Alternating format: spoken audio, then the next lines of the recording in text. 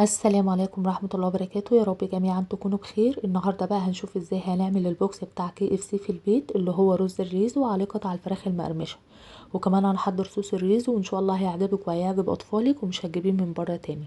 لو اول مرة تشوفيني ما تنسيش تعملي لايك وتشتركي في القناة وتفعلي زر الجرس عشان يوصل لكم اشعارات لما انزل وصفات جديدة. يلا بينا نبدأ على طول. هنا كان معايا صدور كاملة جبتها وقطعتها صوابع بالشكل دوت. انا استخدمت 3 صدور، تقدري تستخدمي الكمية اللي انت تحبيها. بعد كده هنبدأ نتبل الفراخ. معايا هنا كوباية من اللبن الرايب، تقدري لو مش متوفر عندك لبن رايب هتجيبي كوبايتين من الحليب وتعصري عليه ليمونة، ده بديل اللبن الرايب. بعد كده هنزل بربع كوباية من الهوت صوص اللي هو الشطة السايلة، وهنا ضفت حبتين من البيض. انا بتبل وفي نفس الوقت بعمل تغطية للفراخ. هنا بقى معايا التوابل: معلقة من البابريكا، معلقة صغيرة من الثوم البودر، معلقة صغيرة من البصل بودر، معلقة كبيرة من الملح، معايا بودرة من مرقة الدجاج، ونص معلقة صغيرة من الفلفل الاسمر. ابتدي ان انا انزل بالتوابل واقلبهم كويس.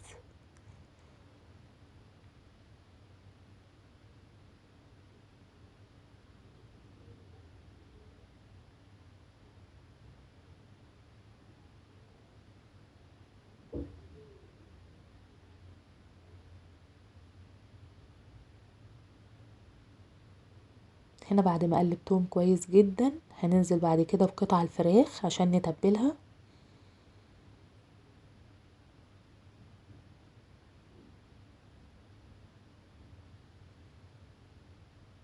وهنبتدي نغطسها كده في التتبيلة زي ما انتوا شايفين.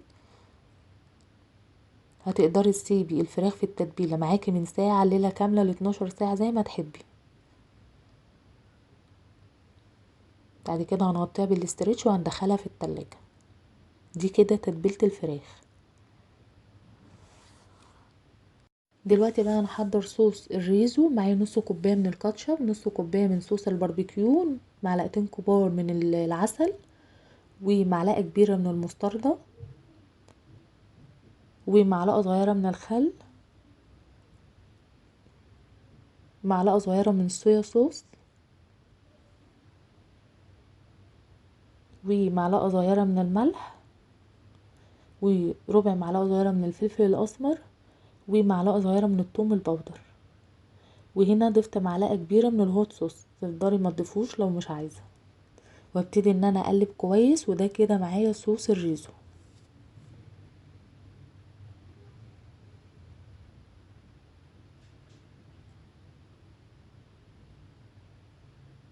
تمام. يلا بقى علشان نعمل الرز بتاع الريزو. هنا معايا حله ضفت فيها 4 معالق كبار من الزيت، ونزلت ببصلايه مفرومه، وهبتدي ان انا اشوحها بالشكل دوت.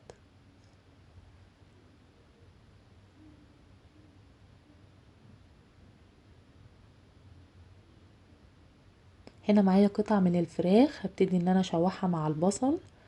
استخدمت صدر قطعته مكعبات بالشكل دوت، ابتدي ان انا اشوحه.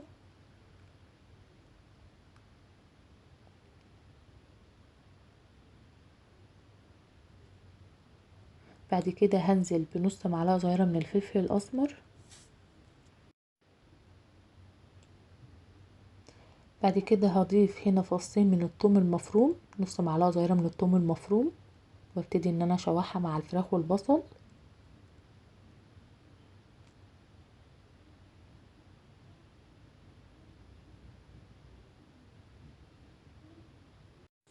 هنا بقى معايا التوابل: معلقه صغيره من البابريكا، معلقه صغيره من الكاري، نص معلقه صغيره من الكركم، معايا بودره مرقه الدجاج، معلقه كبيره من الملح. هبتدي ان انا انزل بيهم على الفراخ بالشكل دوت وهشوحهم معاها.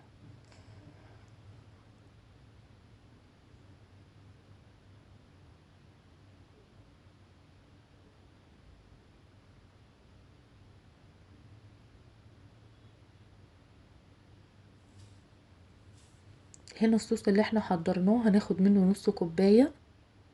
صوص الريزو هناخد منه نص كوبايه بالشكل دوت، وهننزل بقى على الفراخ وهنقلب بالشكل دوت.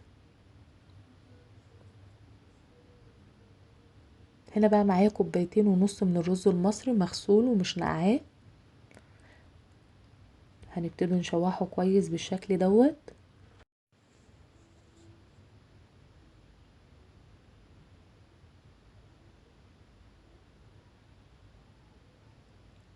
بعد كده بقى هننزل بالمية السخنة، وطبعا الرز البلدي لو انت هتستخدمي رز بلدي هيبقى لكل كوباية رز كوباية من المية، لو انت هتستخدمي رز اللي هو في الاكياس لكل كوباية رز كوباية ونص من المية.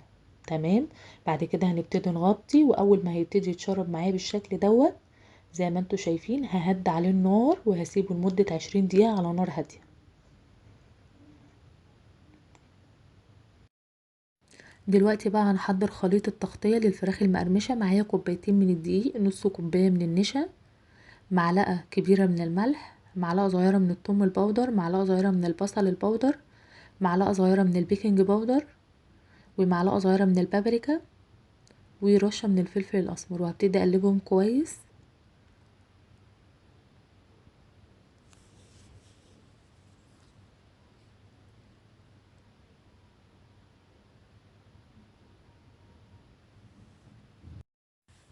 هنا بقى معايا قطع الفراخ، هبتدي ان انا اصفيها من التتبيلة بالشكل دوت، وهنزل عليها بالدقيق، اغطيها بالدقيق زي ما انتوا شايفين كده، وهبتدي اضغط عليها كويس علشان الكفر يثبت عليها.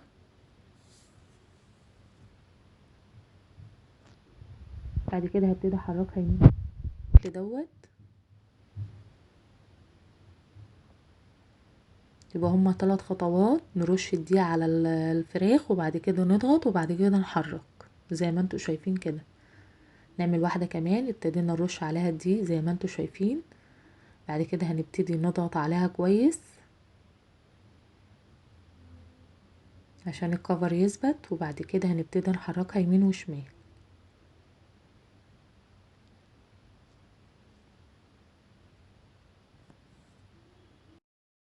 هنا بعد ما خلصت الكمية كنت حاطة في الصينية رشها دقيق، وابتديت رصيت عليها الفراخ بالشكل دوت. هنا بقى معايا طاسة غويطة او حلة، تقدري تستخدمي اي حاجة غويطة، ونزلنا بزيت غزير، وهنزل بقطع الفراخ زي ما انتوا شايفين كده، وضروري يكون الزيت سخن كويس. بعد كده هخلي النار متوسطة علشان الفراخ تستوي معايا كويس. هنا بعد ما اتحمرت هنبتدي نطلعها زي ما انتوا شايفين عشان نصفيها. شايفة شكلها عامل ازاي؟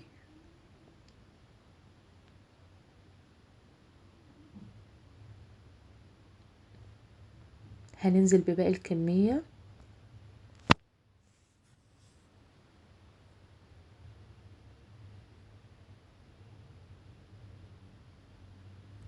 هنبتدي نطلعها.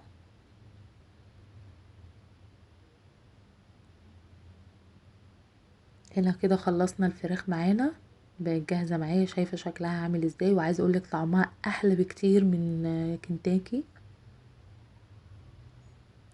هنا بعد ما سبتها بردت شوية هبتدي ان انا اقطعها مكعبات بالشكل دوت. ضروري يا جماعة تسيبوها تبرد شوية علشان خاطر ما تتفرولش معاكم. شايفة الكفر ثابت عليها ازاي؟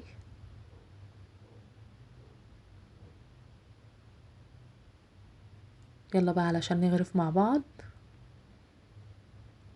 هنا هنغرف الرز. شايفة الرز حلو ازاي ومفلفل؟ عايزة اقولك طعمه جميل جدا جدا، احلى من بتاع بره بكتير.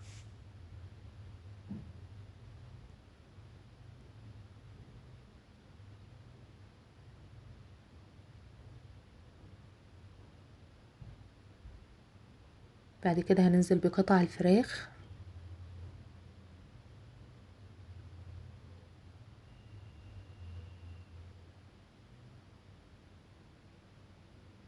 هنا بقى معايا صوص الريزو اللي انا كنت محضراه، هنزل بيه بالشكل دوت، طعمه رهيب.